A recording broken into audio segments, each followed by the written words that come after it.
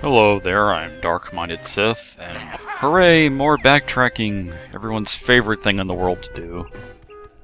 The part of this game that gets no criticism whatsoever. So time for another fun backtracking episode. To start things off today, we're going to take a visit to Cheeto again. And he's still unhappy, he's not even somewhat optimistic at this point. I'm turning in 7 pages, man, that's like a whole chapter. At least kind of smile or something. But this is going to be the point in the game where the cheats we get from him are going to be more like actual cheats. At this point they were more like just upgrades. But now we're going to cheat for real. This one here is fall proof, as he says. We will not take fall damage with it turned on. No matter where we fall, no matter how high we get, we will not take damage from falling. But I am not going to turn that one on because I like to show off how awesome I am. Nah, I just want to keep the challenge of falling, and I want falling to have consequence, so I'm gonna leave that turned off, but you can turn it on if you so desire. Right there, switching back to Kazooie. Yes, as I mentioned before, gonna be flip-flopping back and forth from Kazooie to Dragon, because the Kazooie is just the dragon's just kind of weird and creepy, and I don't want to go through half the game with that thing, so. We are taking a trip back to Witchy World. Why are we here? Well, to get some fries. I'm hungry. That's about it. I want some junk food.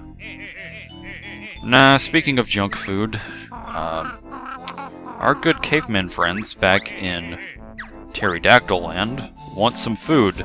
Junk food good, as they said. But unfortunately, junk food does not exist in the prehistoric times. In fact, they didn't even have fire. I had to provide them with fire. They hadn't even discovered it yet. And we need to feed them before they either go extinct or resort to cannibalism. So. But we can't take food out of this park without Grunty kind of being a jerk saying, "No, you can't!" So. But there's actually a little shortcut, a little kind of secret way to get Pterodactyl Land from here. And now that we've got the claw climber boots that we just recently learned how to, I guess, walk in or something, we can go up here. Now that we've got the food, we can take this little secret entrance that I guess Grunty just doesn't know about. And this leads us to the Oogle Boogle's cave over in Pterodactyl Land. So we have smuggled food into here. Now I decided to get fries. You can get either burgers or fries. Don't peck him! Talk! Stop doing that. Anyway, so I got junk food.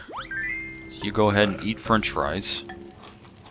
I guess he has a mouth somewhere behind that beard. And like the other characters, he dances for eternity. So now that I've got the fries, we're just going to go around to the Oogle Boogles and feed them. There's another one here. Now, the thing to keep in mind about the junk food is that you can go to either Salty Joe for the fries or Big Al for the burgers. And when you go to them, you'll get 5 of each. You'll get either 5 fries or 5 burgers. And there's only 3 Oogle Boogles, so you just either need to go get fries from Salty Joe or burgers from Big Al. And I say this because, for whatever reason in the past, I never actually looked at the actual number of food items you get. So I ended up just like getting burgers and fries just to make sure I had enough. And I didn't realize until this recording that they give you 5, either 5 fries or 5 burgers, so it doesn't matter which one you go to, because you'll have enough. So give them the junk food, and he blows a horn. And we are now a member of the Oogle Boogles until they're extinct. And of course we get a Jiggy for that. What's with that weird camera? Like, had a hard time getting around the fire or something. Chocolate. You're a caveman, you don't know what chocolate is. You guys didn't even know what fire was. I don't think. You hadn't even discovered fire yet, I had to make it for you. But you know what chocolate is? What is this? So there's a Jiggy for feeding the Oogle Boogles. Ah, now we're back to the Stomping Plains. This was a fun place. Remember this place? where this giant unseen dinosaur tried to turn us into a pancake. Well, we went across here as Banjo-Kazooie together and Kazooie solo, but we couldn't quite get Banjo across here. It was not fast enough, and he's still not fast enough. But we have a new move now to help us out, and that is the snooze pack. In between these little grooves and taking damage, we can use our snooze pack, take a little light sleep, refill our health. That'll make it to where we can get across this without dying. So the thing to actually keep in mind about the snooze pack is that the way it's programmed, the way this area is programmed, is that Stop Onodon, when he hits you, is designed to take you down to exactly 1 health remaining if you have more than 1 health. So as you can see here, I just slept to get 2 health, but he hits me, I just go down to 1 health. So you don't actually have to sit there and regain all your health, it doesn't matter. Just as long as you don't have 1 health, he won't kill you. So you want to get Banjo across here, and there's the Banjo switch. Let's sink our bare teeth into this and find out where it goes. I can't wait to... Yeah. That's actually a new world. A dazzling place we never knew. So we need to get Kazooie across here, and what you'll want to do is use that little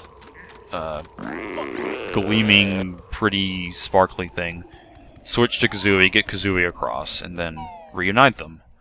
You saw some editing there. It's because I, for whatever reason, just kept goofing off and forgetting how to do it properly. So there you go. Over here is another Jiggy. And I've already shown how to get Kazooie across here. You just have to kind of run for it and make sure you kind of plan out your jumps and all that. So here we are, putting in our Jiggies for the next world. And I'm going to add something a little fun and interesting during this puzzle. So here it is.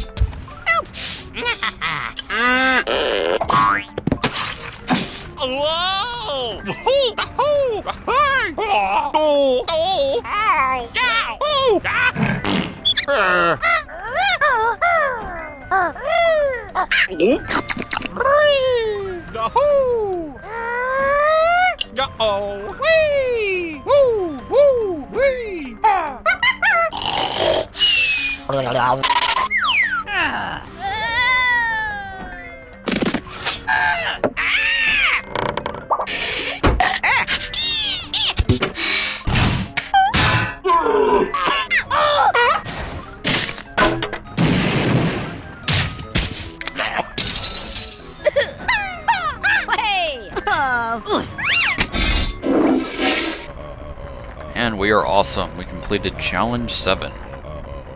And he continues to be full of himself, referring to himself as the Great One. Well, I mean, if you have a puzzle piece for your head, I mean, can't get greater than that, I guess. So let's see what the power of Jiggy Wiggy does. Oh, come on. Did you really have to blow that up? Is that really necessary? You call yourself the Great One. All you do is vandalize property. And I am indeed the chosen one. I am God. I can open other worlds if I'd like, but I'm not going to do that yet. So, last up in our backtracking, outside of this new world is a pair of claw climber boots. That's going to allow us to get a pretty long-awaited Jinjo over in this area that we couldn't reach yet, that we can now reach with these boots. While I do that, I'm going to talk a little bit about what you heard during the Jiggy Wiggy challenge. And that was a big pile of sound effects from the original Banjo-Kazooie. And those are credited to 2 sources. One is ThumbsUpMaster here on YouTube, who has some really cool Banjo-Kazooie videos. I'd say he's probably most known for his Banjo-Kazooie Rated E ? Videos. Yeah, he uploaded the sound effects kind of all piled together like that. Back to back. So that made for a fun little thing to listen to. And then the source on top of that is Rare Witch Project, which is a cool Banjo-Kazooie website. That's where he got those sound effects from. So credit to those 2 for that. I thought thought it'd be fun to kind of just add that in while I did the challenge. And that's going to finish off this backtracking session. So I will see you guys and gals next time for World 7.